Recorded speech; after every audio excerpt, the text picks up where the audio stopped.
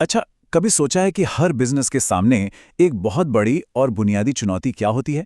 वो है ये तय करना कि कितना स्टॉक अपने पास रखा जाए, क्योंकि बहुत ज़्यादा रखना भी मुसीबत है और बहुत कम रखना भी।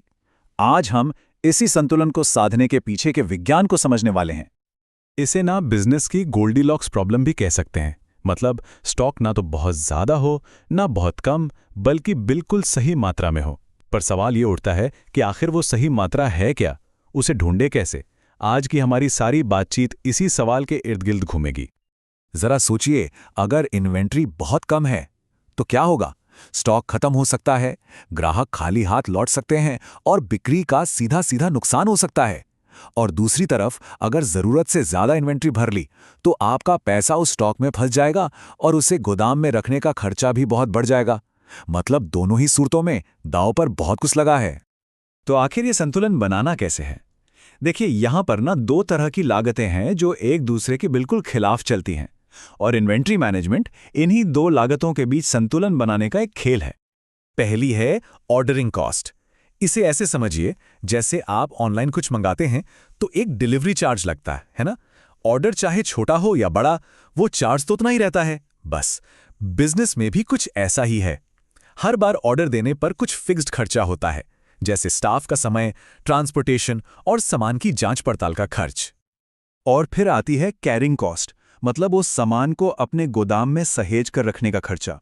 सोचिए, वो सामान जगह घेर रहा है, उसमें बिजनेस का पैसा फंसा हुआ है और ऊपर से उसकी देखभाल और बीमा का खर्चा अलग। तो जितना ज्यादा सामान उतना ज्यादा कैरिंग कॉस्ट। अब यहीं पर कहानी में एक मजेदार ट्विस्ट आता है। अगर कोई छोटे छोटे ऑर्डर्स बार बार देता है तो उसकी ऑर्डरिंग कॉस्ट तो आसमान छू लेगी, क्योंकि हर बार फीस देनी पड़ेगी। लेकिन उसके पास ज्यादा सामान नहीं होगा तो रखने का खर्चा यानी कैरिंग कॉस्ट कम होगी। और इसका ठीक उल्टा होता है जब कोई एक ही बार में ढेर सारा सामान मंगा लेता है। तो सवाल फिर वही है, वो बीच का रास्ता, वो स्वीट स्पॉट कैसे मिलेगा? अच्छी बात यह है कि इसका एक गणितीय हल है और इसे एक ग्राफ पर बहुत आसानी से समझा जा सकता है। चलिए, ग्राफ को टुकड़ों में समझते हैं। सबसे पहले बात करते हैं ऑर्डरिंग कॉस्ट की। देखिए, जैसे जैसे आप एक बार में ज्यादा सामान मंगाते हैं, मतलब ऑर्डर की क्वांटिटी बढ़ाते हैं, तो आपको साल में कम ऑर्डर करने पड़ेंगे। जाहिर है, आपकी टोटल ऑर्डरिंग कॉस्ट घटती जाएगी। तो ये लाइन नीचे की तरफ जाती है। लेकिन कहानी का दूसरा पहलू भी है। जैसे जैसे ऑर्डर का साइज बड़ा होगा, आपके गोदाम में औसतन ज्यादा माल पड़ा रहेगा। और ज्यादा माल का मतलब सीधा सीधा ज्यादा कैरिंग कॉस्ट।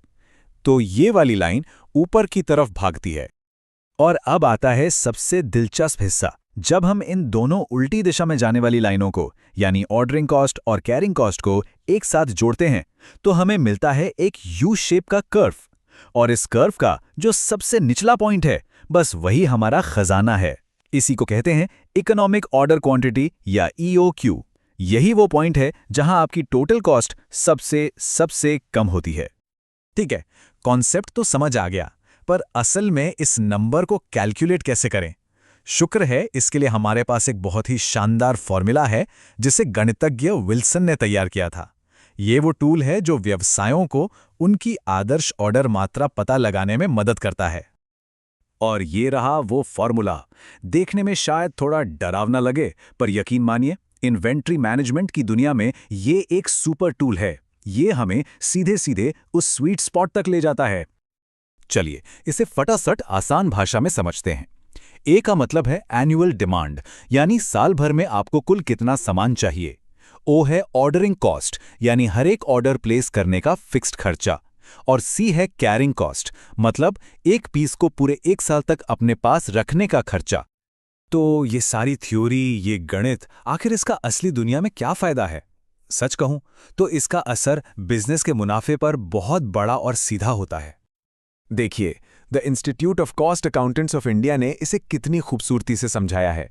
उन्होंने कहा कि ये वो ऑर्डर साइज है जहां सामान की टोटल कॉस्ट सबसे कम हो।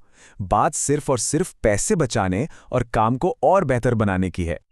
हाँ, एक बात का ध्यान रखना बहुत जरूरी है। ये जो ईओक्यू मॉडल है, ये कुछ चीजें मानकर चलता है। मतलब ये एक परफेक्ट वर्ड में सबसे अच्छा काम करता है। ये मानता है कि आपको साल भर की डिमांड पक्के तौर पर पता है। सारे खर्चे फिक्स्ड हैं और ऑर्डर देते ही सामान आपके दरवाजे पर हाजिर हो जाता है। तो यहाँ एक बड़ा सवाल खड़ा होता है। EOQ हमें एक परफेक्ट दुनिया का परफेक्ट ऑर्डर साइज बताता है, पर असल दुनिया तो परफेक्ट नहीं होती है ना। डिमांड बदलती है, दाम ऊपर नीचे होते हैं। तो फिर बिजनेस इस शानदार टूल को असल दुनिया की चुनौतियों के हिसाब से कैसे ढालते हैं? यही वो सवाल है जो इन्वेंट्री मैनेजमेंट को हमेशा इतना दिलचस्प बनाए रखता है।